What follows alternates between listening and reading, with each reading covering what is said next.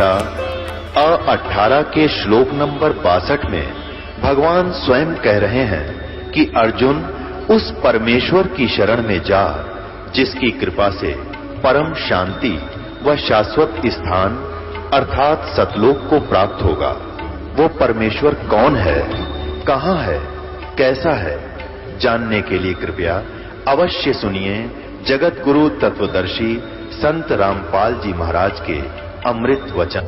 परम पिता परमात्मा पूर्ण ब्रह्म सारी सृष्टि के रचनहार कुल मालिक अनंत कोटि ब्रह्मांड के स्वामी कबीर साहिब की असीम कृपा से इस पवित्र नगरी दिल्ली के अंदर आज ये 4 दिवसीय विशाल सत्संग प्रारंभ हुआ। ये सत्यनारायण कथा प्रारंभ हुई। सत्यनारायण का अर्थ होता है अविनाशी परमेश्वर। सत्य माने सदा रहने वाला, जिसका अस्तित्व कभी समाप्त ना हुआ। नारायण मीन प्रभु कहो, राम कहो, अल्लाह कहो, चाहे गॉड खुदा कहो। सत्यनारायण का अर्थ होता है अविनाशी, अजरो अमर।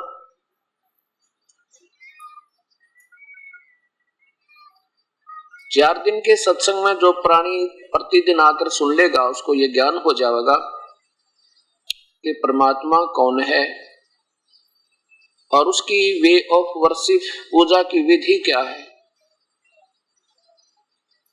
कोई भी हम कार्य करते हैं उसके लिए हमने समय भी लगाना होता है, अपना कीमती काम छोड़ कर भी प्रभु के चरणों में आना होता है। जैसे बच्चा पहले शिक्षा ग्रहण करता है तो 10-15 वर्ष लगातार पढ़ता है, सारे काम ने त्याग के पढ़ाई करता है, फिर ट्रेनिंग करता है, फिर जाकर उसको 2 रोटी का रोजगार बनता है। ठीक इसी प्रकार परमात्मा पाने के लिए हमने कुछ समय जरूर लगाना होगा और इस सत्य ज्ञान को सुनने के लिए प्राणी को थोड़ा सा धैर्य भी चाहिए। जैसे हमने जो ज्ञान सुना था आज तक, उस ज्ञान पर हम इतने आधारित हो रहे हैं कि उसके अलग कोई बतावा तो मन स्वीकार कतई नहीं करता। तो वो कैसे स्वीकार हुआ ये भी सोचना चाहिए। हमने जो पहले हमें ज्ञान मिला था अब उससे कुछ भिन्न चल रहा है, तो वो कैसे स्वीकार हुआ। वो ऐसे स्वीकार हुआ कि पहले अपने पूर्वज अशिक्षित थे और सीधी आत्मा थी उनकी, उनमें कपट नहीं था।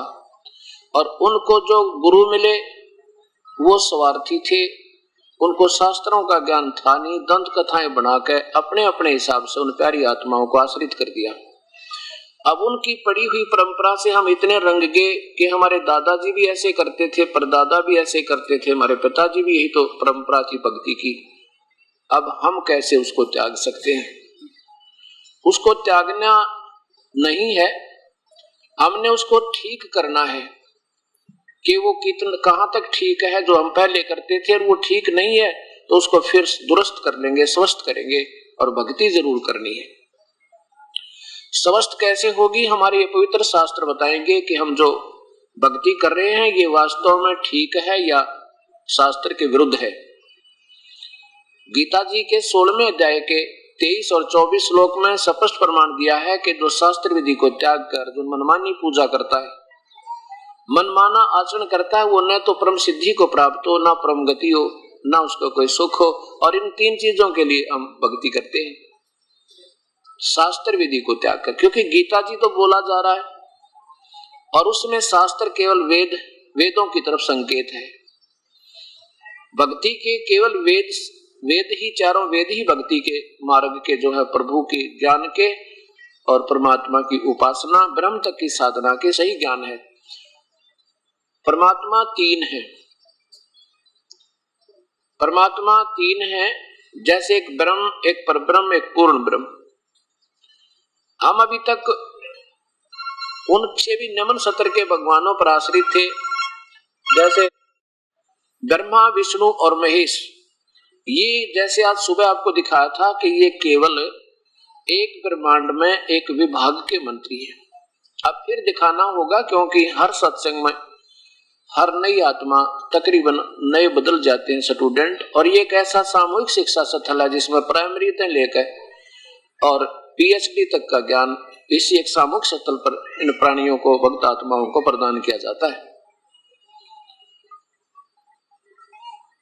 ब्रह्मा विष्णु महेश ये केवल एक ब्रह्मांड में और एक विभाग के भगवान है, मालिक है। जैसे एक प्रांत के अंदर एक मंत्री होते हैं और उनका मुखिया एक मुख्यमंत्री होता है, वो केवल एक प्रांत में ही उनका बोलबाला होता है और उनमें से मंत्री तो और उस मुख्यमंत्री से भी निम्न स्तर की शक्ति होती है। शक्ति तो होती है, उनमें भी पावर होती है।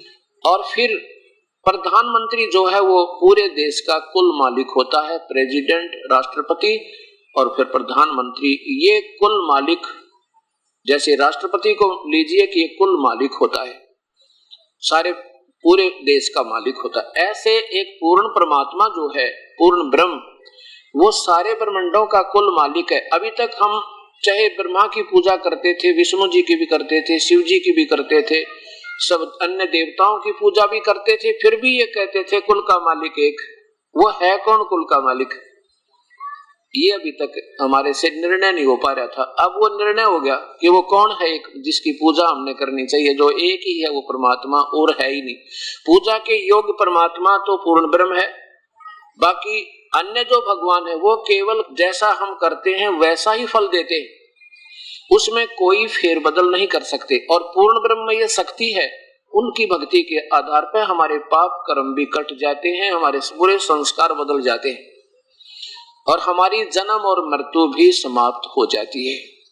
अन्य भगवानों को, पूर्ण ब्रह्म को छोड़ के न ब्रह्म की साधना से, न परब्रह्म की साधना से, न ब्रह्मा विष्णु महेश की साधना से हमारी जन्म और मृत्यु नहीं मिट सकती, संस्कार कर्म दंड नहीं मिट सकता।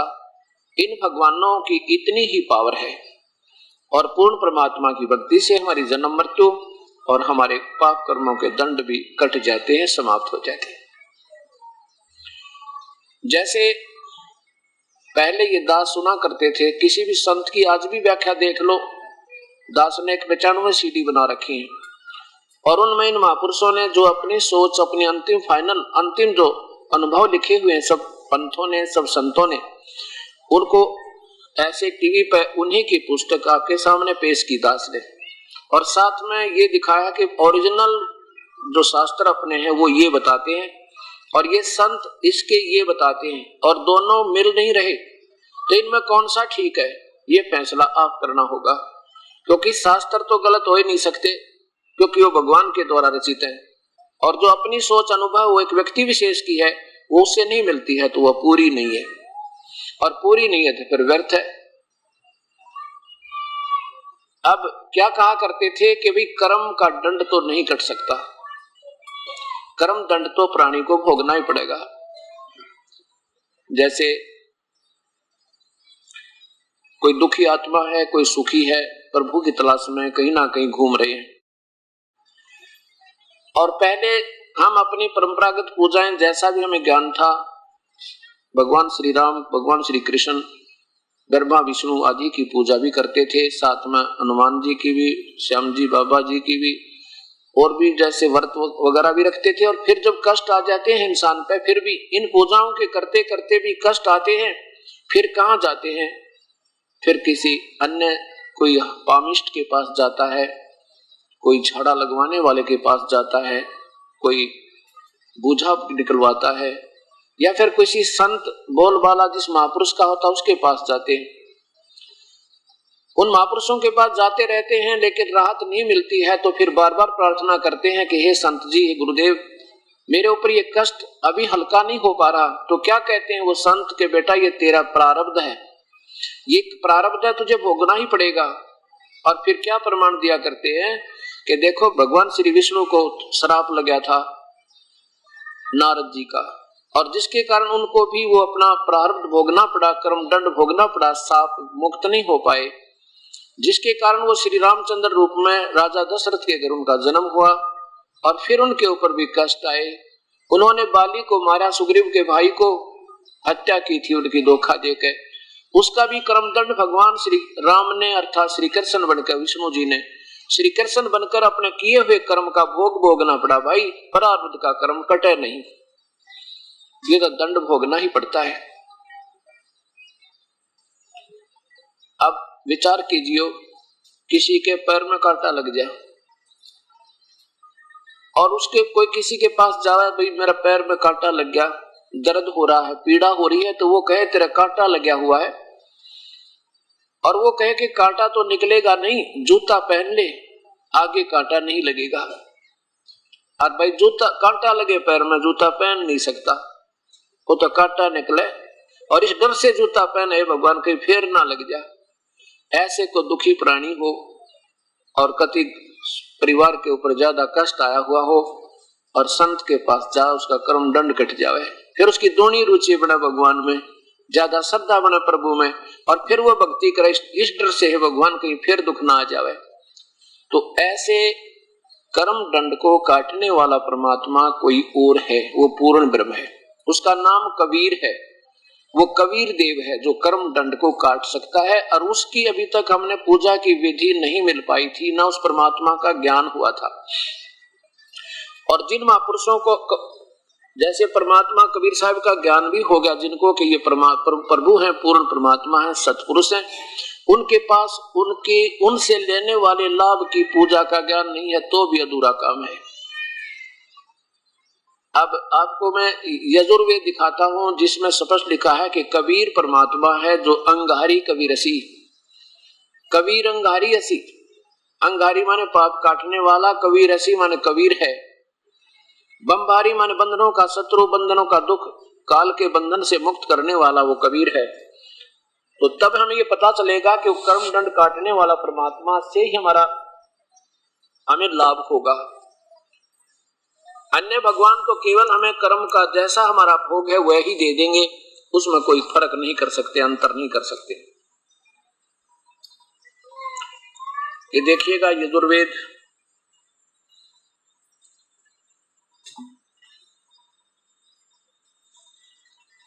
ये महर्षि दयानंद जी द्वारा इसका भाषा भाष्य है।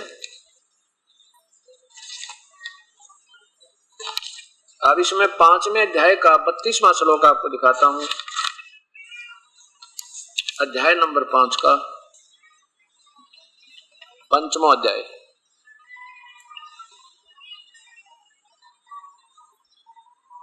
ये 32वां मंत्र अर्थात श्लोक है। हे जगदीश्वर, ये देखो उसी गसी माने जो परम शांतिदायक है।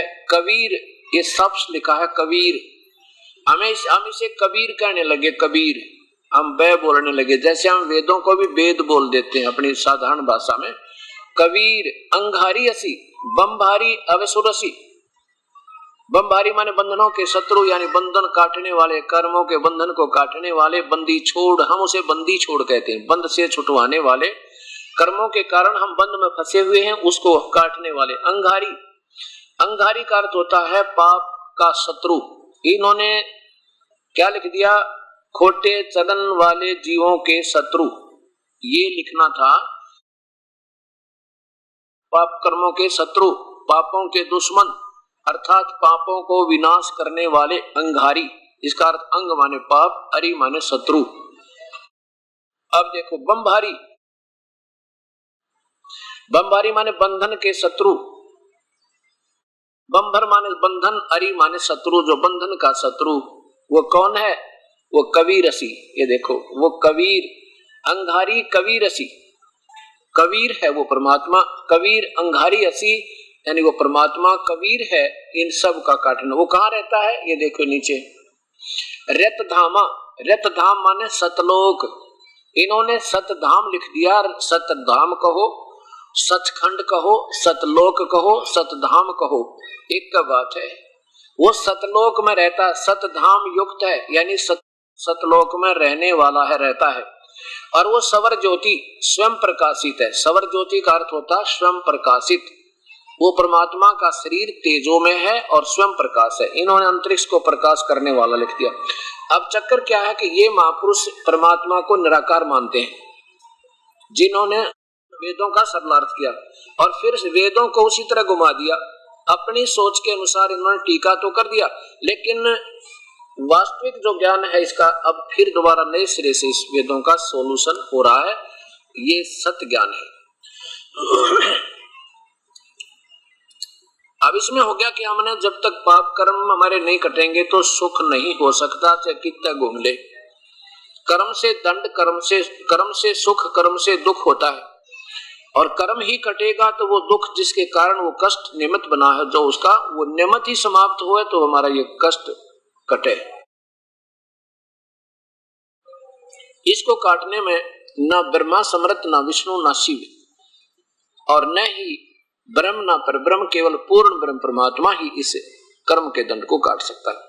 अब फिर आपको स्थिति दिखाता हूं तीनों भगवानों की, ब्रह्मा विष्णु महेश की, और फिर ऊपर के तीनों परमात्माओं की।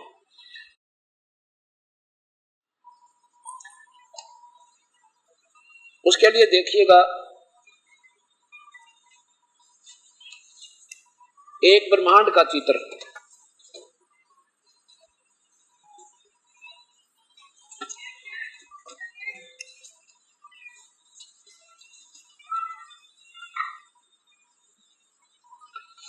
ये एक ब्रह्मांड है, इसको ब्रह्मांड कहो, अंड कहो, चाहे पिंड कहो, क्योंकि ये सारा जो है ना अंड आकार में है, अंडे की तरह ये गोल आकार में है, एलिप्टिकल शेप है वैसे इसकी, और जिसके कारण इसको अंड भी कहते हैं, इसी को ब्रह्मांड कहते हैं, इसी को पिंड भी कहते हैं, क्योंकि इस शरीर में एक ब्रह्मांड का ही विवरण है। केवल एक ब्रह्मांड में जो कुछ भी है इस शरीर में नजर आता है, चाहे को समाधिस्थ होकर कमलों में जाकर देखते हैं या किसी प्रकार भी अंदर जो देख रहे हैं, इससे बाहर वो कुछ नहीं दे सकते शरीर में। और जहां हमने जाना वो इस अंड और पिंड से पार है, इस शरीर से भी बाहर अलग से दिव्य दृष्टि से दिखाई देगी वो वस्तु जहां हमने जाना है। अब इसमें क्या स्थिति है ये देखिएगा, ये एक ब्रह्मलोक है। इस काल ब्रह्म ने यानी ज्योति निरंजन ने, ज्योति निरंजन कहो, ब्रह्म कहो, और चाहे इसको क्षर पुरुष कहो, चाहे काल कहो, इसने एक ब्रह्मलोक बनाया हुआ है। यहाँ पे इसको ब्रह्मलोक कहते हैं, और इसमें ये अलग से एक रचना रची है। यहाँ एक महास्वर्ग बना रखा है काल ने। इस महास्वर्ग में बहुत ही ज्यादा ऐश्वर्य के साधन है, और इसमें एक नकली सतलोक, नकली अलकलोक, नकली अगमलोक और नकली अनामी लोक इस काल ने धोखा देने के लिए इस हर ब्रह्मांड के इस ब्रह्मलोक में भी रचना किया हुआ है। और फिर इससे अलग ये तीन स्थान बना रखे हैं। ये स्थान है सतोगुण प्रधान, ये स्थान है तमोगुण प्रधान, और ये स्थान है रजोगुण प्रधान। जब ये काल ज्योति निरंजन रजोगुण प्रधान क्षेत्र में स्वयं महाब्रह्मा रूप में रहता है और अपनी पत्नी दुर्गा को ये महासावित्री रूप में रखता है, यहाँ जब ये दोनों के संयोग से जो पुत्र उत्पन्न होता है उसका नाम ये ब्रह्मा रख देते हैं और रजोगुण बना देते हैं, और फिर इनको बेहोश कर देते हैं, कोमा में रखते हैं जब तक ये जवान नहीं होते, और जवान होने के बाद फिर ब्रह्मा को कमल के फूल पे उसको बैठा देते हैं, वहां इनको होश में ला देते हैं। और फिर ये विष्णु ये सतोगुण प्रधान क्षेत्र में जब ये दोनों रहते हैं, काल रहता महाविष्णु रूप बना के, और दुर्गा को अपनी पत्नी को ये महालक्ष्मी रूप में रखता है। इन दोनों के संयोग से जो यहाँ पुत्र उत्पन्न होता है उसका नाम ये विष्णु रख देते हैं, उसको सतोगुण बना देते हैं, और फिर इसको भी बेहोश कर देते हैं। जब ये छोटा सा बालक होता है उसके बाद बेहोश कर देते हैं, और जब ये जवान हो जाता है उसके बाद इसको होश में लाते हैं। ये एक तमोगुण प्रधान क्षेत्र है। इसमें ये काल स्वयं सदाशिव महाशिव रूप बनाता है और अपनी पत्नी को दुर्गा को यहाँ महापार्वती रूप में रखता है। जब इन दोनों के संयोग से जो पुत्र उत्पन्न होता है उसका नाम ये रुद्र यानी ये शिव महेश्वर रख देते हैं, और इसको तमोगुण बना देते हैं। और जब ये जवान होते हैं तो इनको होश में ला देते हैं। अब तो ये देखिए एक ब्रह्मांड, और फिर जब इन तीनों पुत्रों को नीचे लाकर एक एक इनके द्वीप लोक और बना रखे इन्होंने, ये इनकी राजधानी है। यहाँ बैठकर ये तीनों भगवान विष्णु, भगवान ब्रह्मा, भगवान शिव यहाँ बैठकर अपनी राजधानियों से, अपने लोकों से इन तीन लोकों को कंट्रोल करते हैं। पृथ्वी लोक जिस पर हम बैठे हैं, स्वर्ग और ये नरक इकट्ठा ही है, और साथ में ये पाताल लोक। केवल एक एक विभाग के भगवान हैं ये, एक एक विभाग के, रजोगुण विभाग के ब्रह्मा जी, शतोगुण विभाग के विष्णु जी, और तमोगुण विभाग के भगवान शिव जी। और विष्णु जी शतोगुण विभाग के। ऐसा ये एक ब्रह्मांड की व्याख्या। इसमें ये धर्मराज का लोक है जहां पर हर प्राणी का लेखा जोखा होता है, और यहाँ पर ही एक ये पूर्ण परमात्मा इनसे बिल्कुल गुप्त अलग रहता है, जहां ये कोई नहीं जा सकते इनके पास। ऐसे स्थान में जैसे हर प्रत्येक देश में प्रत्येक देश का एक राजदूत भवन होता है, इनको सबको कंट्रोल रखने के लिए परमात्मा की एक सत्ता अन्य रूप बनाकर यहाँ विद्यमान रहते हैं। अब ये एक ब्रह्मांड हुआ, ऐसे ऐसे 21 ब्रह्मांड इस ज्योत निरंजन के हैं, काल के।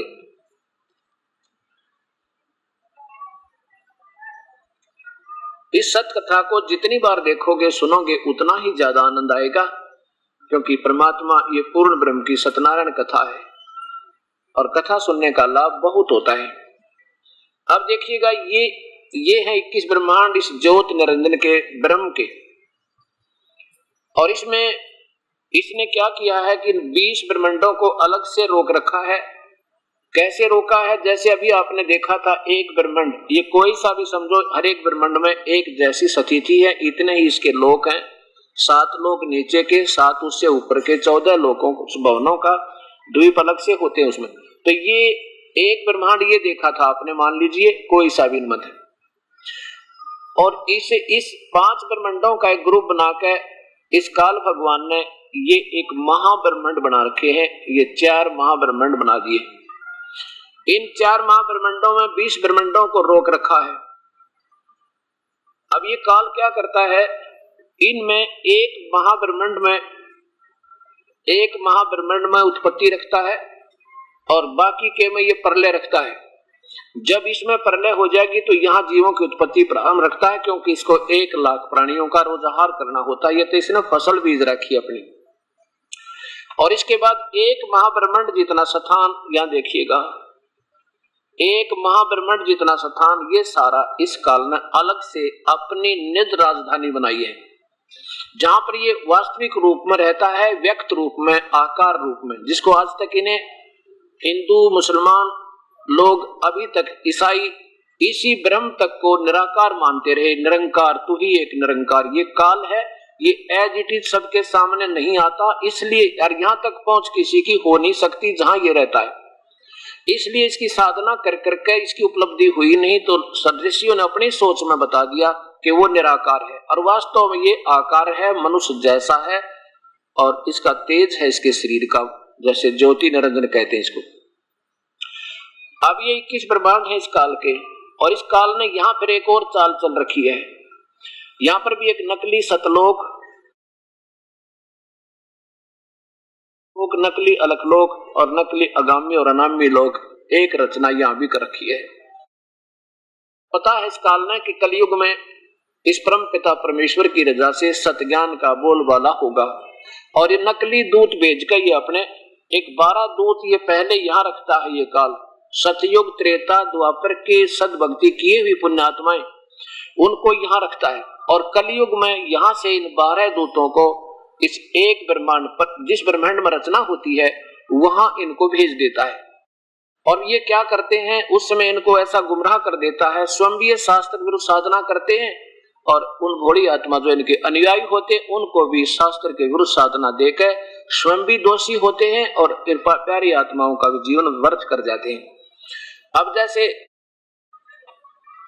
ये बहुत अच्छी आत्मा है, संत जो है, इनकी शब्द में भी शक्ति होती है, और इनसे कुछ राहत भी मिल जाती है, क्योंकि इन्होंने पिछले जन्मों की कमाई कर रखी है, और अपनी कमाई में तो कोई किसी को लाख दे दे, किसी ने 2 लाख दे दे, और आगे कमाई करे नहीं, उसकी कोई बिजनेस ठीक नहीं बना तो वो कंगाल हो जाता है। ऐसे इन महापुरुषों की शास्त्र विरुद्ध साधना, दास ने जब ये मजबूरी होगी पढ़ा इनकी सबकी शास्त्रों को, अब पता चला कि ये शास्त्र के विरुद्ध साधनाएं थी आज तक के महापुरुषों की, जिन्होंने अपने करोड़ों और लाखों शिष्य बना लिए, और जिसके कारण क्या होगा, जैसे पिछले इन्वर्टर चार्ज हो जा बैटरी, और उसके चार्ज रहेगा तब तक तो उसमें चाहे पंखा भी चलेगा, और उससे जो है ना बल्ब भी जलेंगे, सारे काम ठीक लगेंगे, और आगे चार्जर ठीक नहीं है तो एक कदम डिस्चार्ज हो जाएगा, और वो फिर खत्म से कहानी, उसके पास कुछ नहीं रहेगा।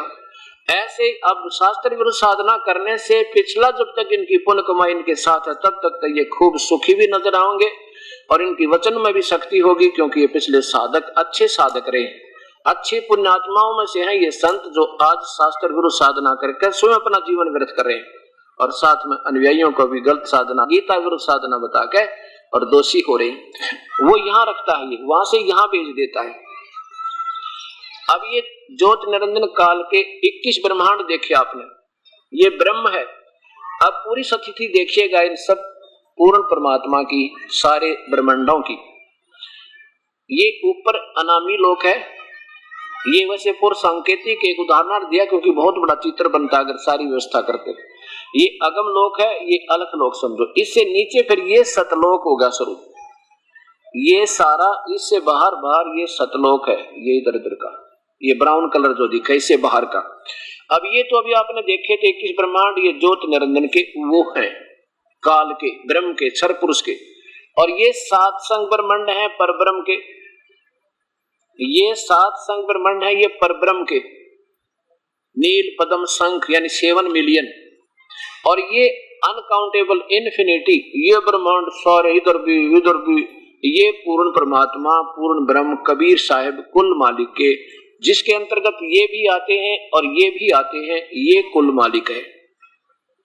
अब यहाँ देखिए ब्रह्मा विष्णु महेश की स्थिति एक टिकिया में, एक ब्रह्मांड में, एक विभागीय मंत्री हैं, जिनको आजम अजरो अमर, अभी तक अजरो अमर, इनके कोई माता पिता नहीं, सर्वेश्वर महेश्वर, इनकी ना जाने क्या क्या व्याख्या कर रखी। यार फिर कहा करते 3 लोक के भगवान।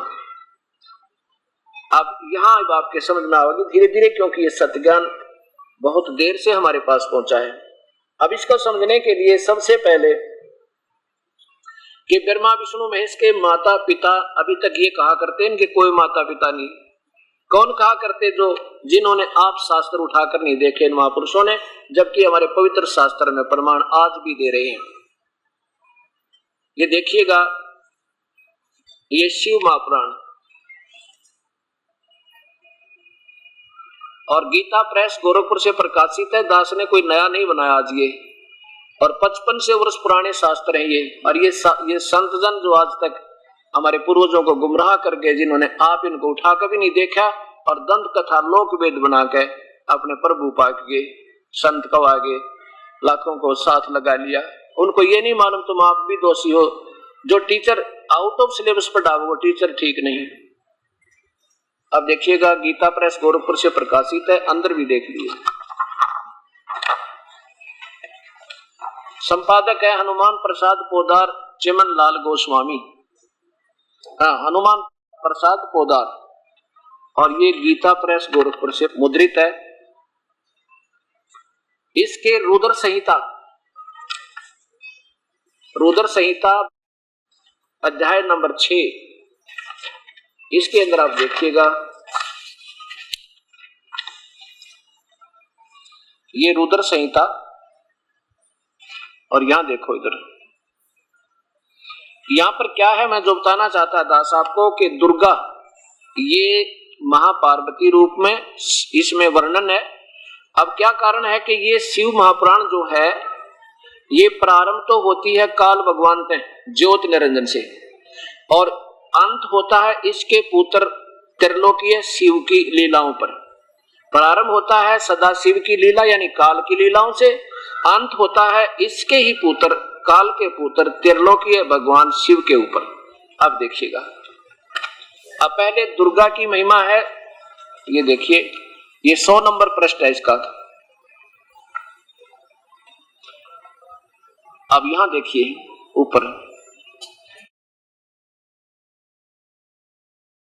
उससे पराशक्ति को, ये दुर्गा की महिमा है जो महापार्वती रूप में काल के साथ उस ब्रह्मलोक में रहती है जहां आपको अभी दिखाया था।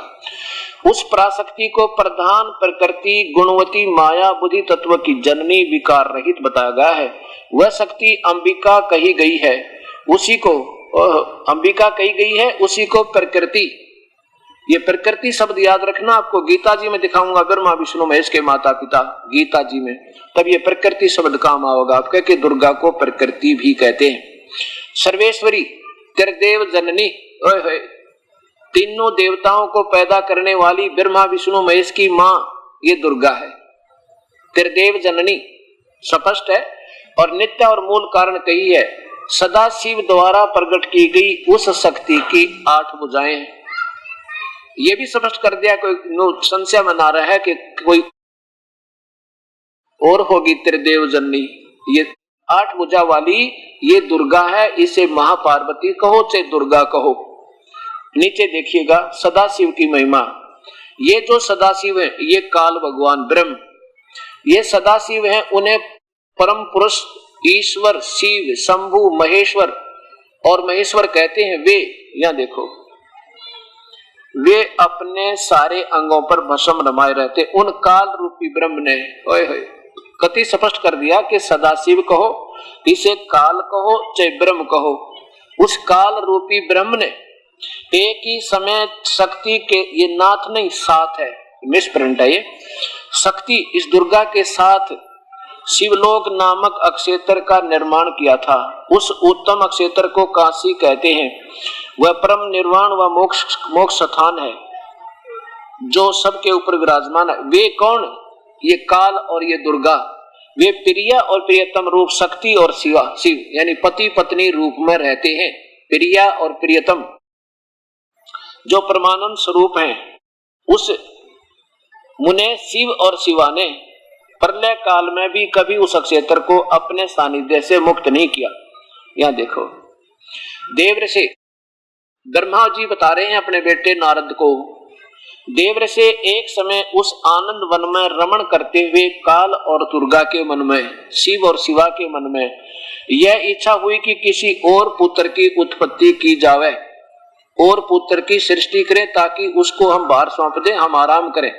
यो विचार कर ऐसा निश्चय करके शक्ति सहित दुर्गा के साथ सर्वव्यापी सर्वेश्वर परमेश्वर शिव ने अपने वाम भाग के 10वें अंग पर अमृत मल दिया। फिर वहां से एक पुत्र की उत्पत्ति हुई।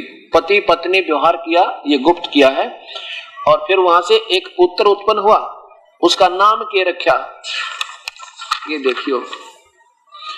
काल बोला, ये शिव बोला, वत्स बेटा, व्यापक होने के कारण तुम्हारा विष्णु नाम विख्यात हुआ। ओए होए, काल से और दुर्गा का से संयोग से विष्णु की उत्पत्ति हमारा शिव पुराण प्रमाण कर रहा है। अब ब्रह्मा क्या बताता है? ब्रह्मा जी कहते हैं, बेटा नारद, तत्पश्चात कल्याणकारी परमेश्वर शाम सदाशिव ने जैसे विष्णु को उत्पन्न किया ऐसे ही मुझे भी उत्पन्न किया, मुझे अपने दाहिने अंग से उत्पन्न किया। अब सिद्ध हो गया ब्रह्मा और विष्णु की उत्पत्ति शिव तय सदाशिव से, ये काल तय। अब ये लेखक असमंजस में पड़ गया कि भाई शिव से शिव की उत्पत्ति कैसे लिखूं? शिव और दुर्गा से चलो दोनों की तो बता दी, विष्णु की और ब्रह्मा की, और शिव से शिव की उत्पत्ति कैसे लिखूं? यहाँ ये गोलमोल कर गए। अरे देखो आगे 9वें अध्याय में सच्चाई थोड़ी छुप सके है।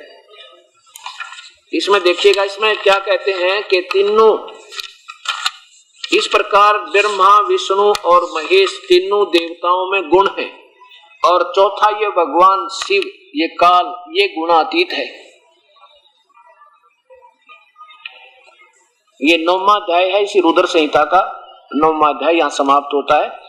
इसमें लिखा है कि इस प्रकार ब्रह्मा विष्णु और रुद्र, ब्रह्मा विष्णु और रुद्र इन 3 देवताओं में गुण हैं, परंतु शिव गुणातीत माने गए हैं। ये चौथा कौन हो गया फिर? ये चौथा कौन है? ये ब्रह्मा विष्णु महेश का पिता ये काल है। ये 3 तो स्पष्ट लिखी दिए, इन तीनों देवताओं में तो गुण है, रजगुण ब्रह्मा है, सतगुण विष्णु है, तमगुण शिव जी, और लेकिन परंतु शिव गुणातीत माने गए हैं। वो चौथे नंबर का जो शिव है ये काल, यू कहते इनते न्यारा है, इन ब्रह्मा विष्णु में से अलग रहता है। ये तो प्रमाण मिला अपने पवित्र शास्त्र शिव महापुराण में। अब देखिएगा देवी भागवत महापुराण में इन तीनों की, ब्रह्मा विष्णु महेश की सखी थी, कैसे इनकी उत्पत्ति, और दुर्गा जो है भवानी, ये इन तीनों की मां है। और ये नासवान है, स्वयं स्वीकार करते हैं हम तो नासवान है, अविनाशी नहीं, हमारी तो जन्म और मृत्यु होता है। और अभी तक ये महापुरुष, ये संत शिव जी को सर्वेश्वर महेश्वर मृत्युंजय कालज्जय गणक की व्याख्या दे रखी। अब बताओ, जिसने ये ही नहीं मालूम तुम जो सौदा बेच रहे हो वो है क्या, तो वो व्यापारी ठीक नहीं, वो बिजनेसमैन नहीं, वो तो बहका रहे हैं अपने को। श्रीमद देवी भागवत गीता प्रेस गोरखपुर से प्रकाशित है। इनके संपादक हैं, अनुवाद करने वाले हैं हनुमान प्रसाद पोदार चिमनलाल गोस्वामी। और ये कहां से, मुद्रक गीता प्रेस गोरखपुर से छपी है। और गीता प्रेस गोरखपुर की किताबों को हिंदू समाज एथेंटिक मानता है कि जो उसमें लिखा वो फाइनल है, और ऐसा ही है। अब देखिएगा तीसरा स्कंद, ये तीसरा स्कंद है। इसमें इसी दुर्गा की महिमा प्रारंभ होती है। यहां देखिएगा, कितने ही आचार्य भवानी को, दुर्गा को संपूर्ण मनोरथ पूर्ण करने वाले बतलाते हैं। वे आदि माया महाशक्ति एवं परम पुरुष के साथ रहकर कार्य संपादन करने वाली प्रकृति है। ये प्रकृति शब्द दुर्गा के लिए प्रयोग है, ये याद रखना। ब्रह्म इस काल के साथ, ब्रह्म के साथ उनका अभेद संबंध है, यानी पति पत्नी का रूप है। जैसे पत्नी को कहते हैं ना अर्धांगिनी, अभेद संबंध है, यानी ये ब्रह्म के साथ दुर्गा का काल के साथ अभेद संबंध है। ये पति पत्नी रूप में रहती है। आगे देखो,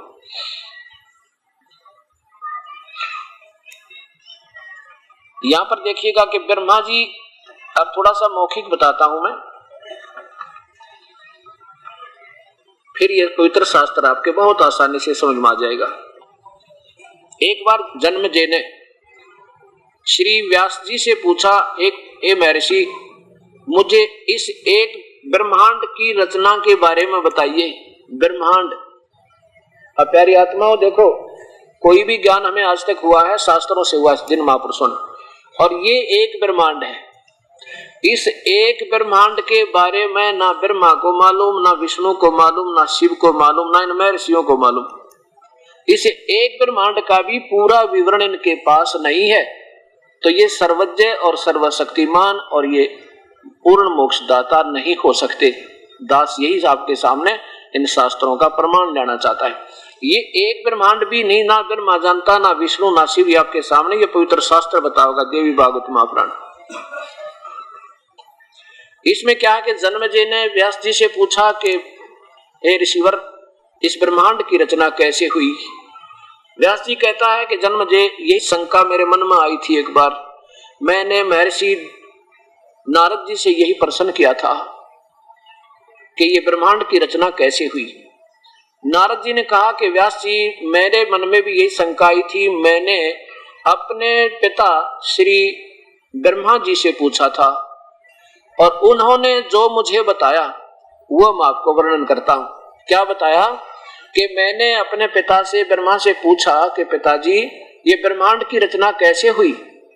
तो ब्रह्मा जी ने बताया कि बेटा नारद, ये तो बड़ा जटिल प्रश्न है, मां भाग के बताऊं, अब इसको पूर्ण रूप से तो नहीं जानते, लेकिन जहां से मुझे ज्ञान है उतना मैं तुझे जरूर बता दूंगा। क्या बताया कि जब मैं कमल के फूल पर उत्पन्न हुआ, क्योंकि ये बेहोश पड़ा था, काल, दुर्गा और काल क्या करते हैं, इन तीनों को बेहोश कर देते हैं। जब ये छोटे छोटे बालक होते हैं, ये काल करवा देता है दुर्गा से बाई फोर्स। इसने ये कहा कि मेरा भेद किसी को मत बताना दुर्गा को, दुर्गा इसके वश है बेचारी, या इसके इशारों पर नाचना पड़ता है। और जब ये बच्चे सियाने हो जाएं, इनको तब तक परवरिश करते रहना कोमा में, बेहोशी में, और जब ये जवान हो जाए, विष्णु को, ब्रह्मा को कमल के फूल पे, और विष्णु को शेष सैया पे, और शिव को कैलाश पर्वत पे, इन तीनों को होश में ला देना और इनके तीनों की ड्यूटी बता देना। ब्रह्मा जीवों की उत्पत्ति करावे रजोगुण प्रभावित करके, और संसारिक यहाँ के ऐश्वर्य के साधन जोड़न में सारी जीवन उसका उसी में डाइवर्ट रखे, ऐसा गुण है ब्रह्मा का रजोगुण। और सतोगुण है, जैसे मोह ममता अपने बच्चों में, संपत्ति में, मनमाना 100 गज के प्लाट पर लड़ कर मर जा, सारा जीवन मुकदमे चल जा, इतना में मृत्यु हो जाए। ना संपत्ति ते मोह हटे, ना संतान ते हटे, भक्ति हो को नहीं। ऐसी स्थिति बनाने का गुण भगवान विष्णु का है। और तीसरा भगवान रुद्र जो है शिव जी, ये संहार करने की ड्यूटी है इनकी। कि तीनों को एक एक ड्यूटी दे देना। और फिर क्योंकि काल को, ब्रह्म को, ज्योति निरंजन को, इस क्षर पुरुष को श्राप लगा हुआ है, 1 लाख मानव शरीरधारी प्राणियों का रोज आहार करता है। जैसे ये शरीर के अंदर ना एक सूक्ष्म शरीर है, सारे जीवन में जो हम खट्टा मीठा पदार्थ खाते हैं उसका शरीर पोषण के बाद एक तत्व और उस सूक्ष्म शरीर में जाकर प्रवेश कर जाता है। उस सूक्ष्म शरीर को ले जाकर ये तपतशिला काल के 21वें ब्रह्मांड में सबसे ऊपर, वहां जाकर के ये काल उनको, तपतशिला माने ऑटोमेटिक, बहुत जोर की गर्म रहती है एक स्थान है, ऐसी पत्थर की बहुत सुंदर सिस्टम बना रखा है इसने, जैसे कुकर होया करे, और उसमें डालकर ये काल 1 लाख मानव शरीरधारियों को वहां पर इतना तड़पाता है कि जब तक उनका मैल ना निकले तब तक वहां भुगते रहते हैं, और उसके बाद फिर भेज देता कर्माधार पर, जीव मरता नहीं। ये तपतशिला है और यहाँ ये काल स्वयं रहता है, इसमें यहाँ खुद रहता है, और इस तपतशिला के ऊपर 1 लाख मानव शरीरधारियों को ऐसे बुरी तरह तड़पाता है, उसमें से वो गंध निकालता है, सारे जीवन की वासना निकालता है उनकी, और फिर कर्म आधार पर इनको धर्मराज के पास भेज देता है। कोई गधा बने तो गधा, कोई राजा बने तो राजा, देव बने तो देव बनो, उनके भाग, वो कर्म आधार अलग से है। तो ब्रह्मा बता रहा है कि बेटा नारद, जब मैं कमल के फूल पर उत्पन्न हुआ उसमें ना कोई पृथ्वी थी, सारा जल ही जल था। मैंने सोचा मैं कहां से आ गया, ना कोई पृथ्वी दिखाई देती है, कौन भगवान है जिसने मुझे पैदा कर दिया, कौन है जिसने ये कमल बना दिया। तो 1000 वर्ष तक मैंने जल में पृथ्वी ढूंढी लेकिन नहीं मिली। आकाशवाणी हुई कि तप करो। मैंने 1000 वर्ष तक बैठकर कमल के ऊपर तप किया। फिर आकाशवाणी हुई कि सृष्टि करो। मेरे मन में शंका आई कि सृष्टि काहे की करूं, कोई पृथ्वी नजर नहीं आ रही है। आकाश, फिर उस इतने में क्या हुआ कि मधु और कैटब नाम के 2 भयंकर राक्षस दानव आते नजर आए। मुझे लगा कि ये मुझे मारेंगे। उनके डर से मैं कमल की डंठल पकड़कर बड़ी स्पीड से और नीचे गया। नीचे गया तो क्या देखा कि एक चतुर्भुज युक्त एक व्यक्ति वहां एक शेष सैया पर बेहोश पड़ा सो रहा है। अब उसको देखकर मैं बड़ा चिंतित हुआ कि मुझे कोई छुटाने वाला नहीं इनसे। इतने में एक शक्ति निकल गई विष्णु के शरीर में, तो एक देवी निकली भूतनी की तरह, और वो आकाश में मेरे सामने खड़ी होगी। उसके सुंदर गहने साफ नजर आए थे, आभूषण। तब भगवान श्री हरि विष्णु जी जागृत हो गए। उन्होंने 5000 वर्ष तक मधु और कैटब से युद्ध किया। फिर वो राक्षस मरे भी तब जब देवी ने उनको अपनी आकर्षण शक्ति यानी अपनी सुंदरता की से आकर्षित कर लिया, नीचे निकट से आकर, फिर पीछे तो भगवान विष्णु ने उनको मार डाला। ब्रह्मा बता रहा है कि मैं और विष्णु अब 2 थे। इतने में रुद्र भी आ गए, तीसरे भगवान। तब देवी ने जो आकाश में विराज होगी थी शिव भगवान विष्णु के शरीर तक भूतनी की तरह निकल गए, प्रेतनी की तरह। तो वो कहने लगी कि तीनों देवता अपना अपना काम सुनो। सृष्टि, सतिथि और संहार तुम तीनों का काम है। हमने कहा हे माता, कहीं पृथ्वी नजर नहीं आ रही, हम ये काम कहाँ करेंगे। इतने में इतनी हमारी बात सुनकर देवी मुस्काई। ऊपर से आकाश से एक विमान आया और कहा बेटा, तीनों देवता निर्भीक होकर इस विमान में विराजमान हो। आज तुम एक अद्भुत दृश्य दिखलाती हूँ। हम तीनों उस विमान में बैठ गए बेटा नारद। वो विमान बहुत तेज गति से आकाश में ऊपर उड़ गया। वहां क्या पहुंचा, उस ब्रह्मलोक में पहुंच गया जो अभी आपको दिखाया था। ये यहाँ इस ब्रह्मलोक में पहुंचा। यहाँ क्या देखा कि वहां एक महास्वर्ग है। इसके अंदर हमारा विमान जब आगे गया तो उसमें क्या देखा कि एक महास्वर्ग देखा। वहां पर एक इंद्र और बैठा था महास्वर्ग में। उसके बाद कहां पहुंचे हम, ऐसे लोक में पहुंचे जहां रजोगुण प्रधान क्षेत्र में, जहां पर एक ब्रह्मा और देखा। दूसरे ब्रह्मा को देखकर ब्रह्मा और शंकर और विष्णु ने मुझसे पूछा ये कौन है चतुरानन। दूसरा ब्रह्मा, मैंने कहा मुझे नहीं मालूम ये कौन है। ये ऐसे शिव के यहाँ गए फिर यहाँ गए। अब मैं आपको देवी भागवत महापुराण दिखाता हूँ, वहां से आगे दिखाता हूँ जहां से ब्रह्मा अपनी उत्पत्ति के बारे में नारद जी से बता रहे हैं, अपने पुत्र नारद को बता रहे हैं। ये तीसरा स्कंद देवी भागवत महापुराण वही है, गीता प्रेस गोरखपुर से प्रकाशित। ये तीसरा स्कंद इसका 115 पृष्ठ पर नीचे देखिए। ब्रह्मा जी ने कहा, बेटा नारद, बेटा मैं इस प्रश्न का क्या उत्तर दूं? उसने एक ब्रह्मांड के बारे में पूछा था। देखिए ऊपर,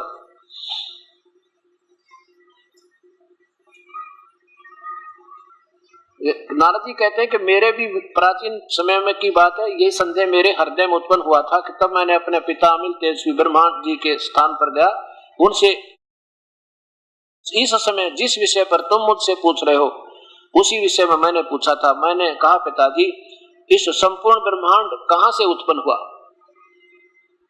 आगे देखो तो यहाँ क्या बताते हैं। ब्रह्मा जी ने कहा, बेटा इस प्रश्न का मैं क्या उत्तर दूं, ये तो बड़ा ही जटिल है। महाभाग तुम भगवान विष्णु से इसका समोचित समाधान पा सकते हो। अब आगे देखियो, विष्णु जी आप पे बेहोश पड़ा, बताओ उसने समाधान के पावे? उनको आप ही नहीं मालूम हम कौन है, कहां से आगे देखो। चलो ये तो इनकी अपनी सोच है लेखक की। जो विष्णु के उपासक हैं वो विष्णु जी को ज्यादा महत्व दे देते हैं। आगे देखो, पूर्व काल में सर्वत्र जल ही जल था, सथावर जंगम जितने प्राणी हैं इनमें से कोई भी नहीं थे। तब कमल से मेरी उत्पत्ति हुई। अब ये वहां उस्मा इसने सोचा मैं कमल पर पैदा हुआ हूंगा, इसको मालूम नहीं बेचारों को। कमल से मेरी उत्पत्ति हुई। उस समय मुझे सूर्य, चंद्रमा, वृक्ष तथा पर्वत कोई नजर नहीं आए।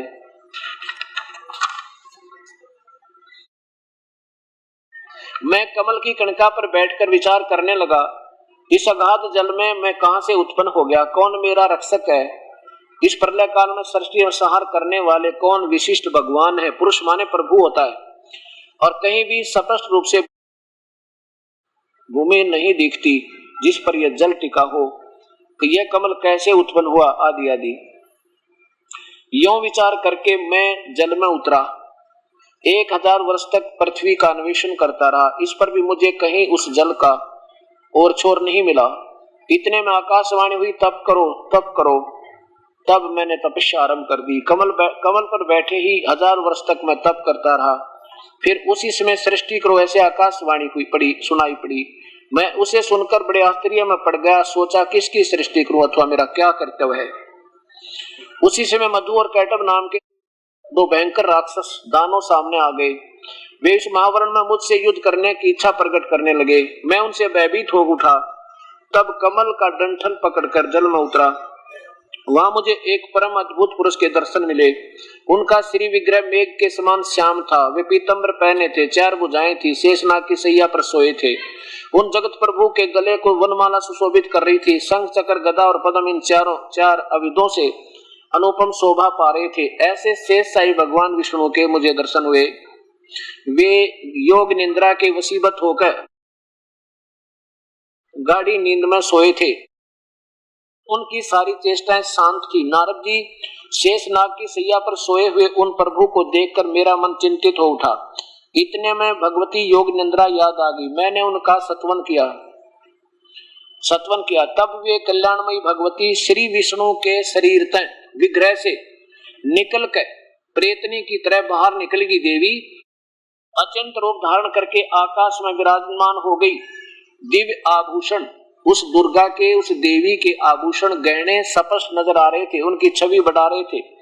जब योग निंद्रा यानी वो दुर्गा भगवान विष्णु के शरीर से अलग होकर आकाश में विराजने लगी, तब तुरंत श्री हरि उठ बैठे, यानी वह होश में आ गए। विष्णु जी को ये श्री हरि का कहते हैं। उठ बैठे यानी होश में आ गए। उन्होंने मधु और कैटब के साथ 5000 वर्ष तक बड़ी घमासान लड़ाई की। तब वे दैत्य मरे। कब मरे? पहले देवी के कटाक्ष से मधु और कैटब मोहित हो गए थे। इसके बाद भगवान विष्णु ने गोद में लेटाकर उन्हें अपने प्राणों से रहित कर दिया। अब वहां पर मैं और भगवान विष्णु 2 थे। वहीं पर रुद्र भी प्रकट हो गए। अब तीनों इकट्ठे कर दिए काल ने, इधर उधर की बात बनाकर, कारण बनाकर। हम तीनों को भगवती अध्याय यानी दुर्गा के शक्ति के दर्शन हुए। उन्हें देखकर मन मुग्ध हो गया। हमने उनकी उत्तम स्तुति की। तब वो देवी हम लोगों से कहने लगी। देवी ने कहा, ब्रह्मा, विष्णु और महेश्वर, तुम भली भांति सावधान होकर अपने कार्य में संलग्न हो जाओ। सृष्टि, सृष्टि और संहार ये तुम्हारे कार्य है। इन पराक्रमी दैत्यों का निधन हो जाने पर अब तुम अपना स्थान बनाकर शांति पूर्वक निवास करना चाहिए। अब ब्रह्मा जी कहते हैं भगवती अध्या शक्ति की यह वाणी बड़ी मधुर थी, सुंदर सुखप्रद थी, हमने स्पष्ट सुनी। हम लोग उनसे कहने लगे माता, हम किस प्रकार प्रजाओं के सर्जन आदि कार्य करने में सफल हों। विस्तृत भूमि का अभाव है, सब स्थान जल मगन है, पंचभूत एवं आदि कुछ भी नहीं। हमारी बात सुनकर उन कल्याणमयी स्वरूपिणी भगवती का मुखमंडल मुस्कान से भर गया। इतने में एक सुंदर विमान आकाश से उतरा। तब उन देवी ने हमें आज्ञा दी कि देवताओं निर्भीक होकर इच्छा पूर्वक इस विमान में प्रवेश कर जाओ। ब्रह्मा विष्णु और रुद्र, आज मैं तुम्हें एक अद्भुत दृश्य दिखलाती हूँ। हमने भगवती की बात सुनकर उसे शिरोधार्य कर लिया। उस रतन जड़ित विमान पर चढ़कर हम आराम से बैठ गए। आगे देखो, हम तीनों देवताओं को उस पर बैठे देखकर देवी ने अपने सामर्थ्य से विमान को आकाश में उड़ा दिया। ब्रह्मा जी कहते हैं कि मन के समान तीव्र गति से चलने वाला वह विमान जिस अपरिचित स्थान पर गया, अभी आपको दिखाया था, उस महास्वर्ग में पहुंचा। ब्रह्मलोक के अंदर एक और जाल बना रखा है इस काल ने। नीचे देखो, उसके बाद फिर कहा, वहां क्या देखा? अक्षर भर के बाद वह दूसरे सुंदर प्रदेश में पहुंचा। वहां हमने देखा कि अनुपम, वहां क्या देखा तो वहां एक महाभाग इंद्र भी थे और उनके समीप उनकी प्राण प्रिया सची विद्यमान थी, उनकी पत्नी भी थी। आगे देखो, इतने में हमारा विमान तेजी से चल पड़ा और वह दिव्य धाम ब्रह्मलोक में जा पहुंचा। पीछे करो थोड़ा, बस। ब्रह्मलोक में जा पहुंचा संपूर्ण आजीव। वहां एक दूसरे ब्रह्मा विराजमान थे। एक तो विमान में बैठे हैं, एक ब्रह्मा, एक विष्णु, एक शिव, एक और देख रहे हैं। वहां दूसरे ब्रह्मा विराजमान थे। उन्हें देखकर भगवान शंकर और विष्णु को बड़ा आश्चर्य हुआ। या देखो, भगवान शंकर और विष्णु ने मुझसे पूछा, चतुरानंद ये अविनाशी ब्रह्मा कौन है? मैंने उत्तर दिया, मुझे कुछ नहीं पता नहीं सृष्टि के दृष्टा ये कौन है? भगवान, मैं कौन हूँ, ये कौन है, हमारा क्या उद्देश्य है? इस और जन्म में मेरा मन चक्कर काट रहा है। इतने में, क्योंकि दूर से दिखा रहे इनको, दूर से बैठाकर, इतने में मन के समान तीव्र गति से वह विमान तुरंत वहां से चल पड़ा और कैलाश के स्वर में शिखर पर जा पहुंचा। वहां क्या देखा? वहां विमान के पहुंचते ही एक दिव्य भवन से, एक भव्य भवन से त्रिनेत्रधारी भगवान शंकर और निकले। वे नंदी वर्षी पर बैठे थे, वर्षभ पर बैठे थे। शिव तो बैठा विमान में, और एक और देखा वहां पर कैलाश पे ये काल सदाशिव स्वयं अलग अलग रोल बना के और ये इनको उलझा रहा उलझन में सबको। यह देखो, फिर अक्षर भर के बाद वह विमान उस शिखर से भी पवन के समान तेज चाल से उड़ा बैकुंठ लोक में, उस सतोगुण प्रधान क्षेत्र में पहुंच गया, जहां पर ये काल महाविष्णु रूप में रहता है और दुर्गा को अपनी पत्नी रूप में रखता है। बैकुंठ लोक में पहुंच गया। वहां भगवती लक्ष्मी का विलास भवन था। विलास यानी आनंद मनाने वाला स्थान। बेटा नारद, वहां मैंने जो संपत्ति देखी उसका वर्णन करना मेरे लिए असंभव है। उस उत्तमपुरी को देखकर विष्णु का मन आश्चर्य के समुद्र में गोता खाने लगा। वहां कमल लोचन श्री हरि विराजमान थे, यानी एक भगवान विष्णु और था वहां पे।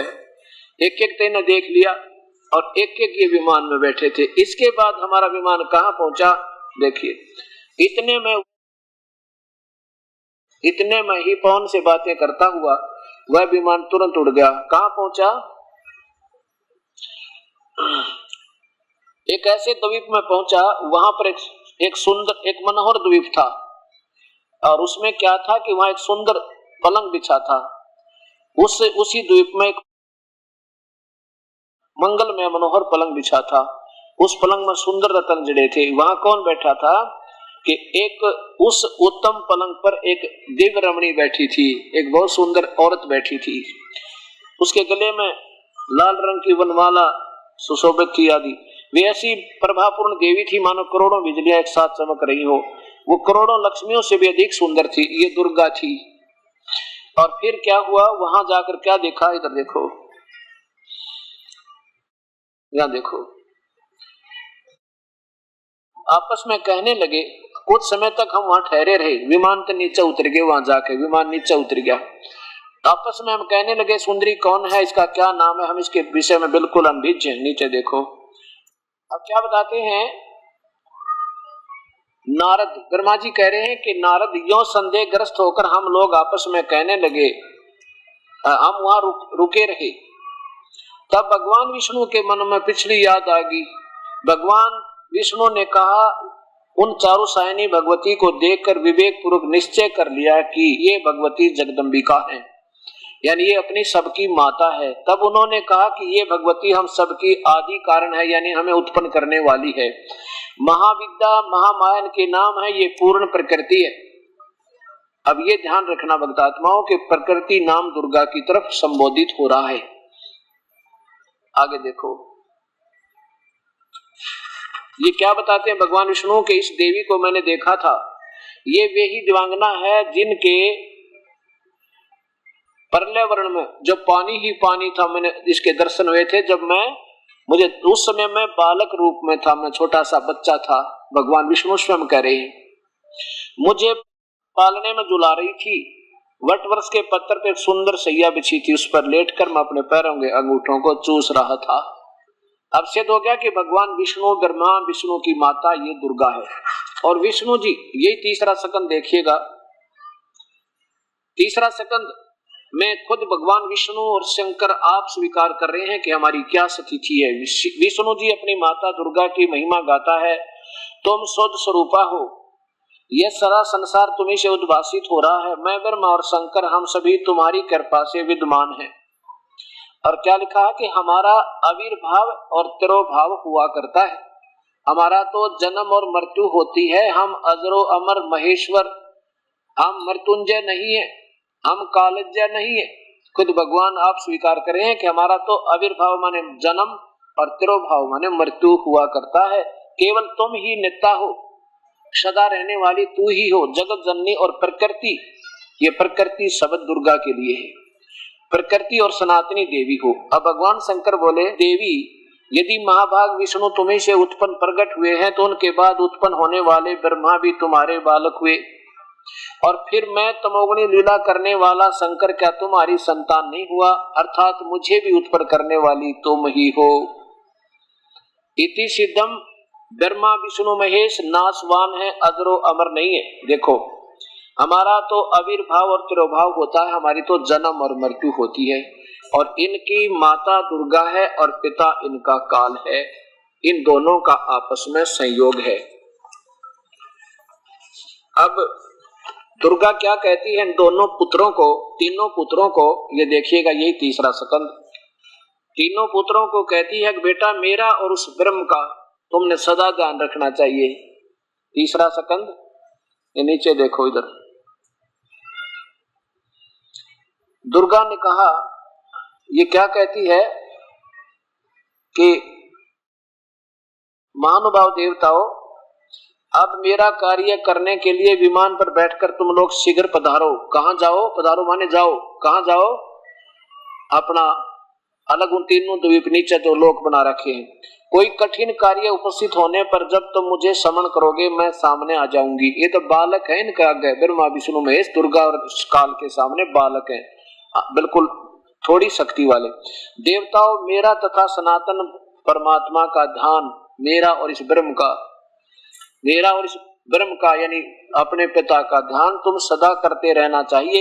हम दोनों का श्रवण करते रहोगे, तुम्हारे कार्य से होने में किंचित मात्र संदेह नहीं।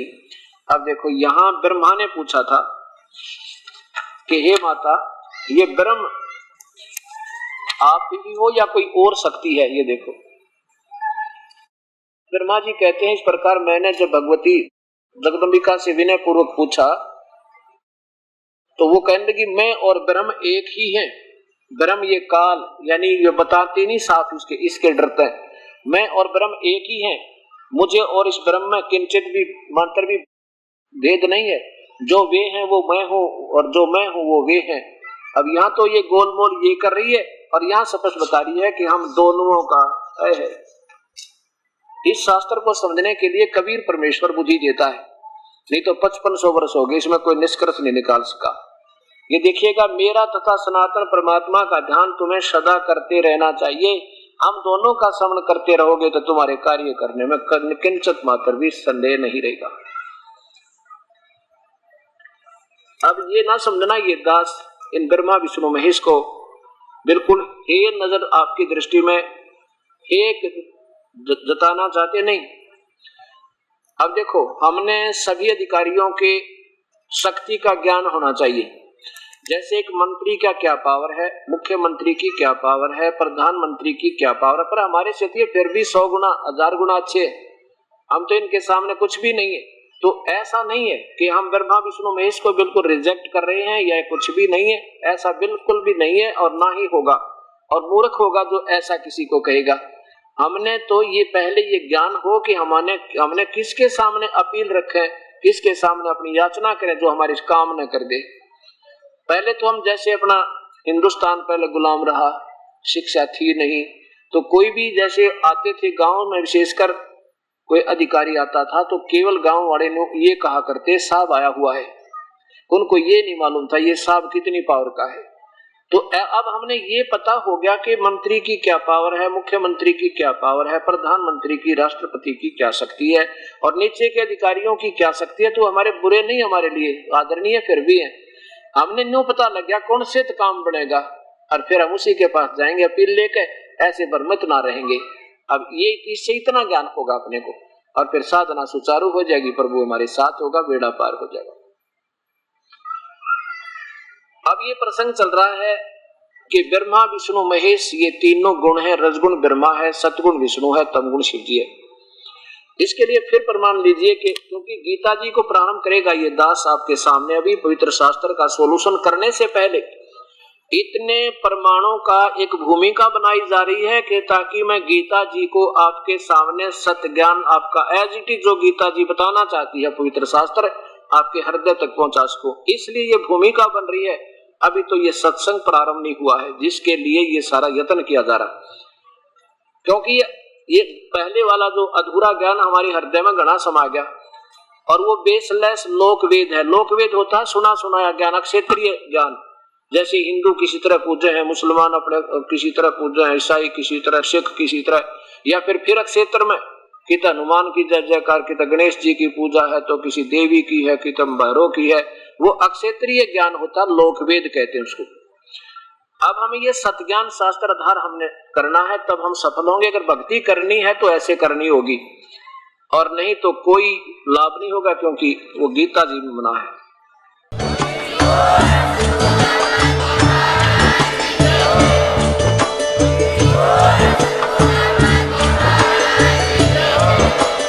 आप सुन रहे थे जगत गुरु तत्वदर्शी संत रामपाल जी महाराज जी के मंगल प्रवचन। अधिक जानकारी के लिए विजिट कीजिए हमारी वेबसाइट www.jagatgururampalji.org। संत रामपाल जी महाराज जी के शुभ आशीर्वाद से पूरे विश्व भर में 500 से भी ज्यादा नाम दीक्षा केंद्र हैं, जिन पर संत रामपाल जी महाराज जी द्वारा ऑनलाइन निशुल्क नाम दीक्षा दी जा रही है। अपने नजदीकी नाम दीक्षा केंद्र का पता करने के लिए संपर्क करें 8222880541।